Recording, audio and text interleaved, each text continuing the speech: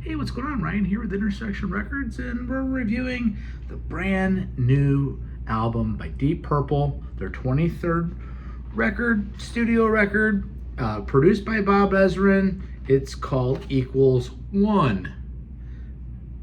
And I know you can't see that very good. I did not buy the record, but I might. It's 52 minutes. Came out on July 19th, 2024. It follows their covers album, Turning to Crime, which they put out in 2021. Their last album of original material was Whoosh from 2020.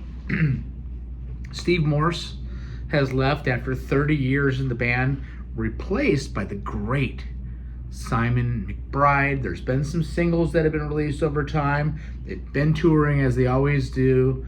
You know, Deep Purple is an example of a legacy band that's still putting out not only material, but studio albums and at a high level. Bob Ezrin again is back in the production chair. This came out on Ear Music. We still have Ian Pace, original founding member, on drums. We have Ian Gillan, legendary frontman. We have Roger Glover on bass. We have Don Airey, who replaced John Lord 20 years ago.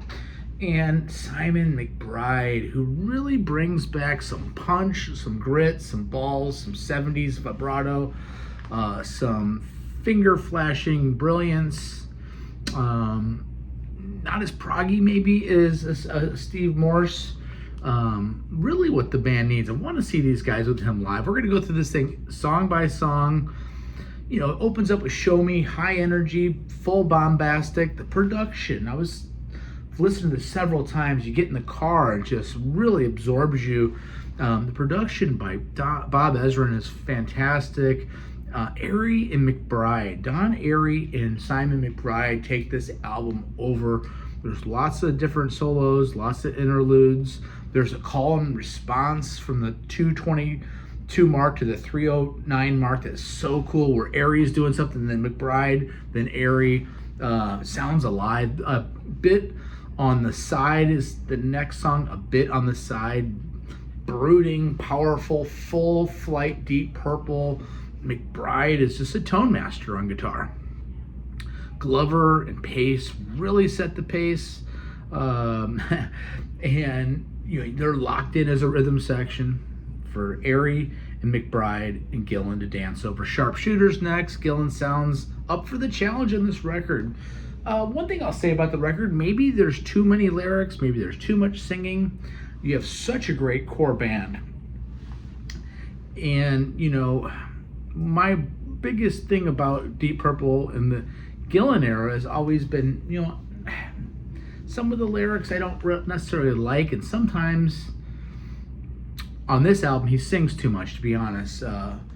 But again, Airey is a beast. Don Airey is a beast. Really proggy, prog magic on Sharpshooter. Portable Door, one of the singles that they released.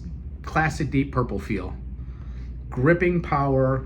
Just one of the top tracks here. Old Fangled Thing is your typical kind of cliche song about being in a bar with your guitar and the girl walks in and she's the new fangled thing.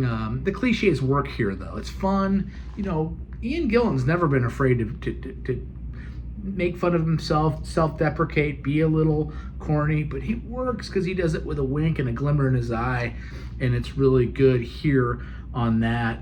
If I Were You is next. A slower down ballad. The album kind of needs that at this point. You know, you've gone from 3 bangers, and the 4th song's a rock hard, you know, song as well. The 6th song is more of a ballad, and it works. Maybe not quite as good. Pictures of You is next. It was another single they released. Can I say,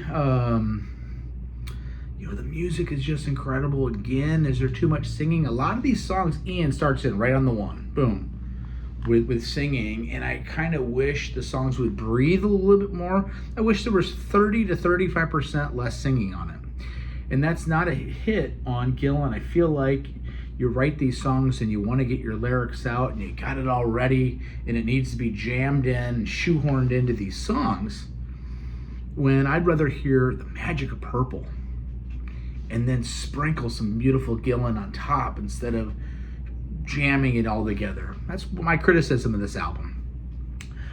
Eighth song I'm saying, by the way, the outro, the proggy outro on Pictures of You is just really cool. Let the music do the talking, though. Let the music do the talking. I'm saying Nothing is next. Again, singing starts this one on. Maybe this song doesn't need to be here. There's 13 songs here. Maybe you could have trimmed the fat from a 53-minute album to a 41 or 42-minute album. Trim 3 songs off. And this is a killer album anyway. Lazy Sod is next. 1972 revisited. McBride is just the perfect addition to Deep Purple. He just is. Love this killer, sublime playing by Airy. I'm a big fan of McBride now. That's what my takeaway on this album is. Now You're Talking. Hell yes, powerful. Is Gillan overselling it again?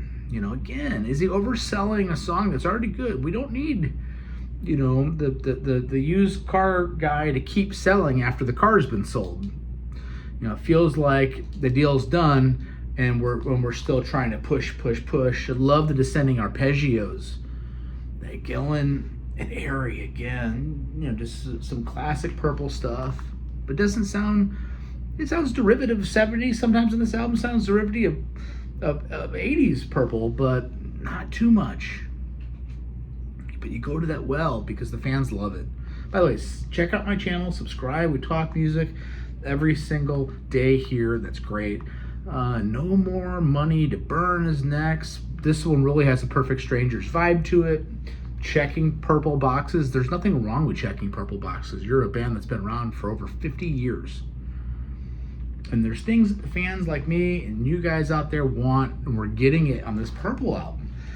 I'll catch you the second ballad on the album, but this one's great. Ian Gillan's testifying his truths, his best vocal. The production by Bob Ezrin is fantastic on this whole record. Sick guitar solo. And that leads us into the last song and the best song, Bleeding Obvious.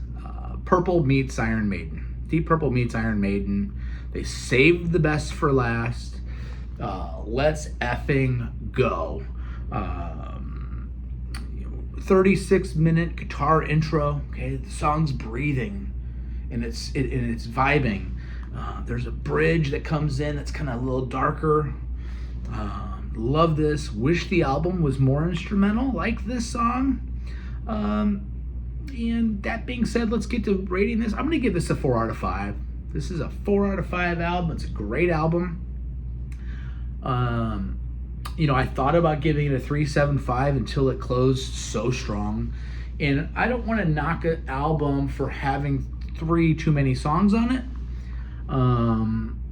This is good. This is good stuff from Deep Purple. Check out my channel. Check out this album, Equals One, by the legendary British rock and metal band Deep Purple. Peace out. Have a good weekend. See you.